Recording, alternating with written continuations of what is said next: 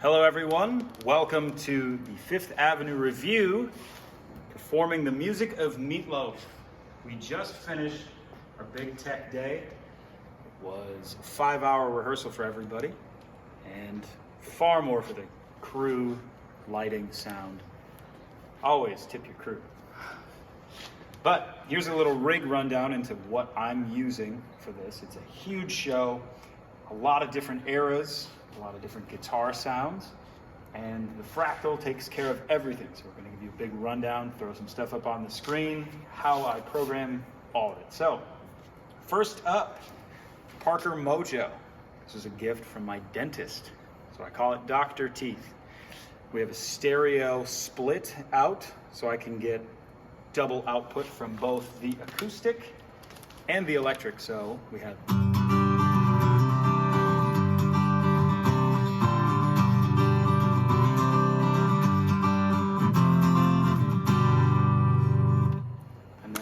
electric side.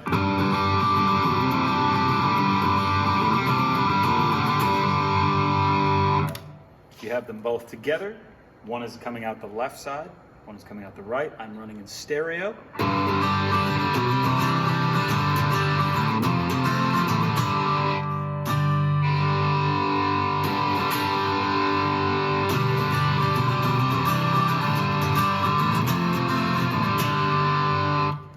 I start the show on this guitar. I play through 5 tunes or so before a guitar switch, and we go through a lot of eras, a lot of different Meat Loaf tunes.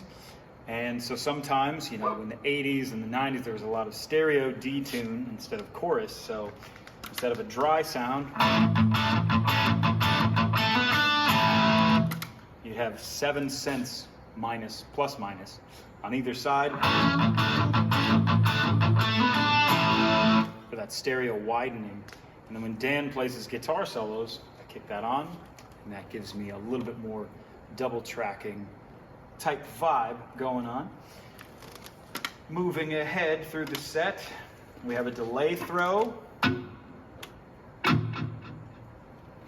And on the song What About Love, there are 3 distinct tempos for the tune. So the first one is at 104 BPM. The next is at 121, but it's like a halftime thing.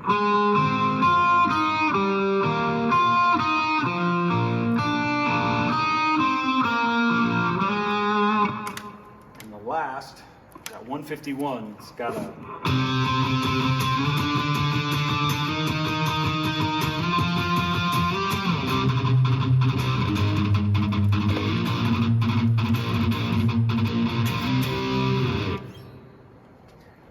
nice London plate reverb, giving it that big space that Meat Loaf recordings are known for.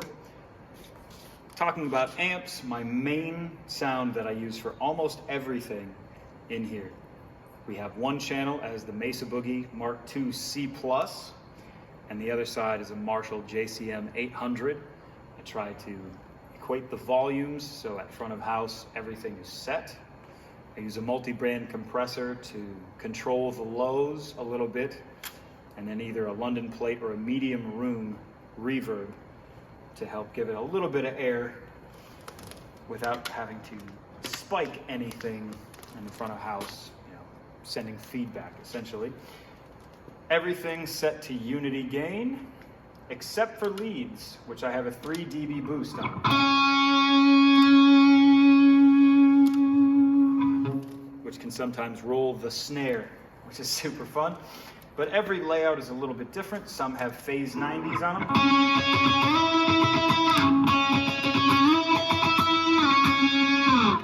Set to an EVH setting. Another tune uses this first expression pedal as a volume control in front of the amp.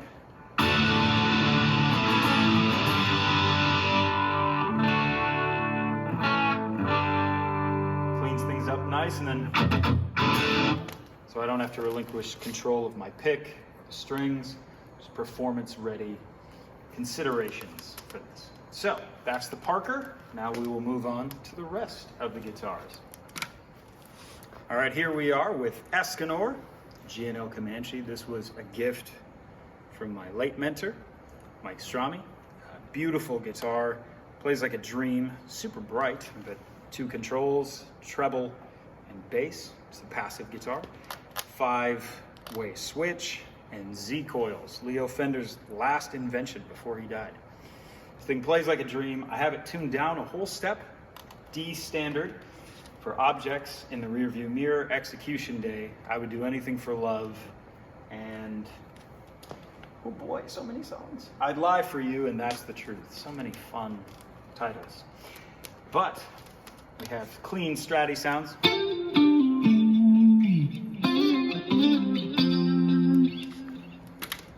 one of them has a shimmer reverb on it, so nice 80s atmosphere. For the tune Execution Day in particular, I'm jumping between 2 guitar parts, one that's clean and one that's dirty. And for that, I have things set in mono with gapless switching. So I use 2 amps, 2 cabs. They don't change channels. I just switch between the 2 lines. So the intro of the song would go.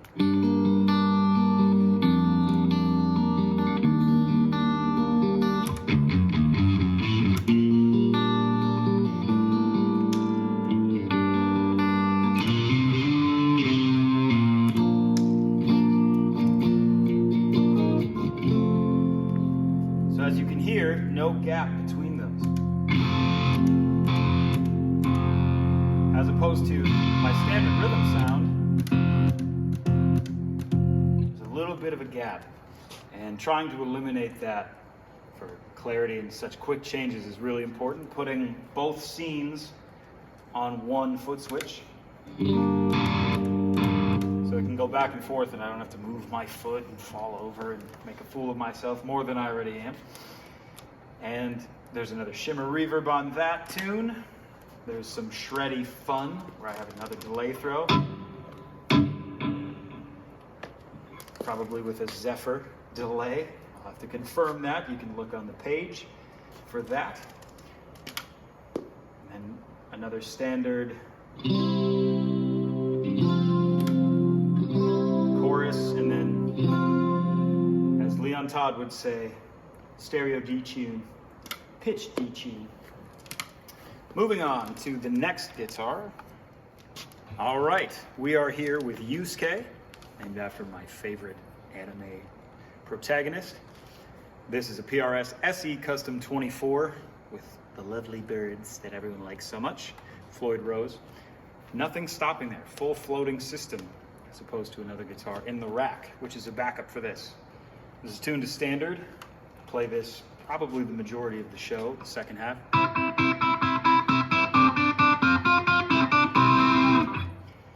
And really fun whammy stuff. That's what this is here for. A fun thing of note, I run the Parker through the back inputs, input 1 and 2, with the stereo jack.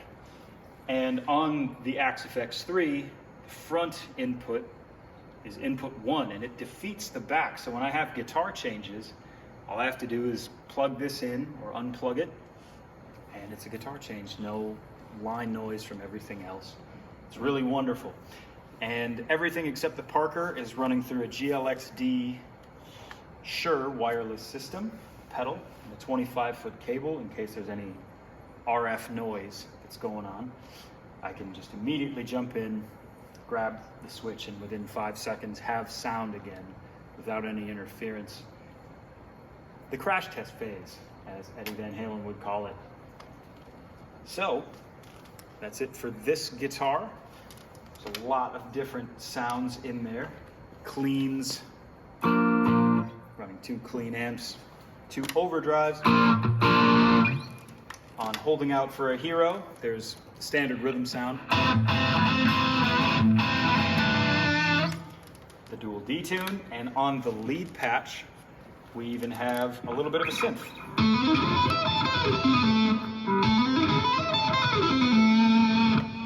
To emulate the record, the original record. On also Sprach Zarathustra, you could play the whole thing in standard with a 5150 Eddie Van Halen head and a big crunchy Mesa boogie in standard, or down 2 whole steps.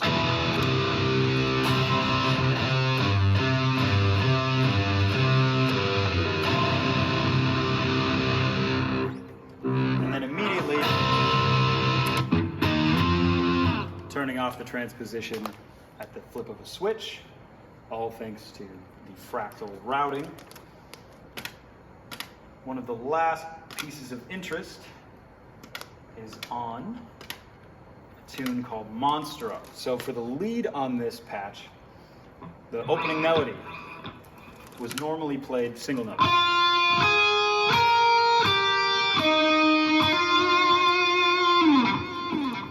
With a recently deceased member, we have different roles to fill. So I programmed a pitch split to have octave up and octave down.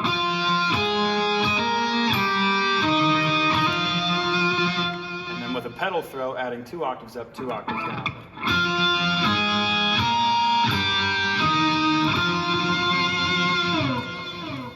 And a John Petrucci Crybaby, just in case I want to give it a little extra sparkle.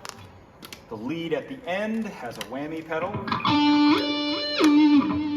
on an octave, and a secret patch if you hold the lead that goes to a Vi patch.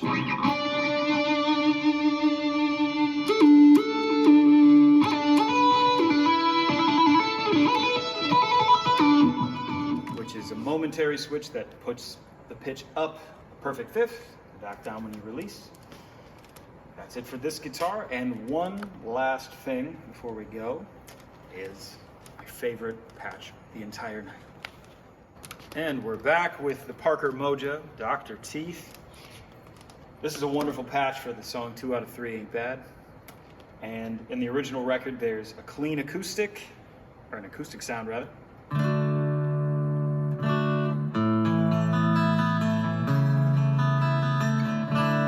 In one ear, and a clean electric in the other. If I pull the guitar change. And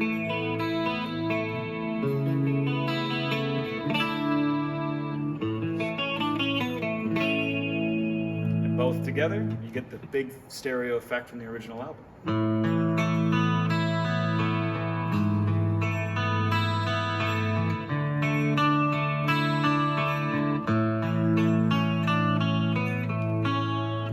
Very subtle, I believe, 3.5 cent stereo D-tune on either side. Just for added depth and width throughout.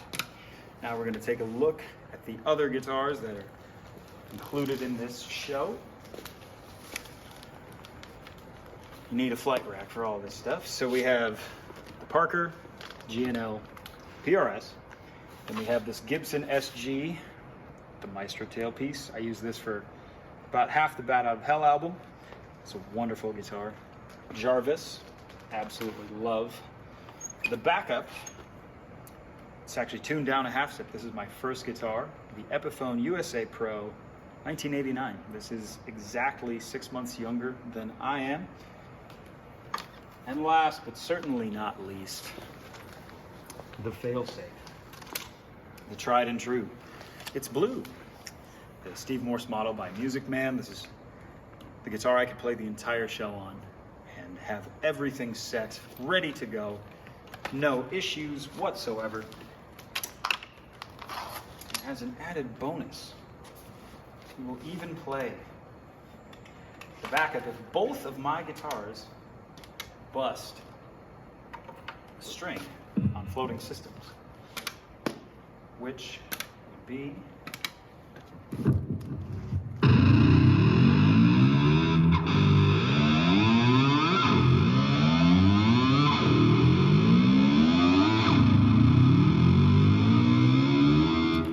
motorcycle revving, 2 octaves down whammy pedal, set backwards.